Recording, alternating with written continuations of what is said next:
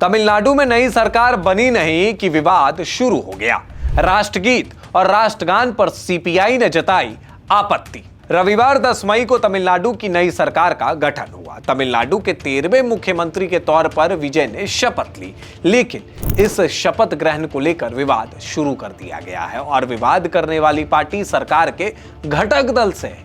जी हां, सीपीआई ने शपथ ग्रहण समारोह के नियम को लेकर आपत्ति जता दी है।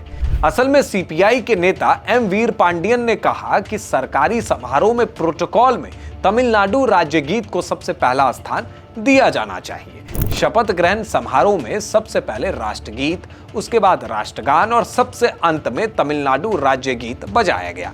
इसको लेकर अब विवाद खड़ा किया जा रहा है। समझ नहीं आ रहा है कि इन वामपंथियों को असल में दिक्कत क्या है। शपथ ग्रहण संवैधानिक चीज है तो वहां राष्ट्रगान और राष्ट्रगीत को सबसे पहले बजाया जाएगा। और मुझे बताए सीपीआई वाले कि कहां से शपथ ग्रहण समारोह में तमिलनाडु राज्य गीत का अपमान किया गया है। और सबसे ताज्जुब की बात यह है कि एम वीर पांडियन ने कहा कि इस तरह की गलती को जारी रखने की अनुमति नहीं दी जानी चाहिए। तमिलनाडु के मुख्यमंत्री जोसेफ विजय और प्रोटेम स्पीकर को यह सुनिश्चित करना चाहिए कि विधानसभा सत्र में जिन विधायकों को शपथ ग्रहण के लिए बुलाया गया है, साथ ही सभी सरकारी कार्यक्रम और समारोह में तमिलनाडु राज्य गीत को सबसे पहले बजाया जाए और राष्ट्रगान अंत में बजाया जाए। और यह विवाद कोई नया नहीं है। राष्ट्रगान का विवाद एमके स्टालिन के कार्यकाल में भी देखा गया था और यह विवाद हुआ तब के गवर्नर आरएन रवि के साथ। आपको याद होगा, राज्यपाल आरएन रवि ने तो विधानसभा तक से वॉकआउट कर दिया था।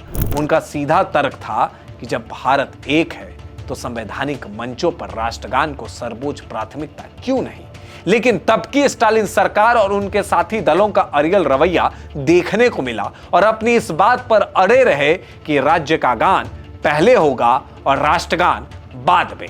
बहरहाल आज तमिलनाडु की राजनीति में सिर्फ पार्टी और सीएम का बदलाव हुआ है, क्योंकि टीवी के गठबंधन के पार्टियों के रवैये को देखकर तो यही लग रहा है। और केंद्र सरकार ने जब से वंदे मातरम को अनिवार्य किया है तब से विवाद बढ़ते जा रहा है। वामपंथी और इस्लामिक एजेंडा पर काम करने वाले दल लगातार इसका विरोध कर रहे हैं। देखते रहिए DNI।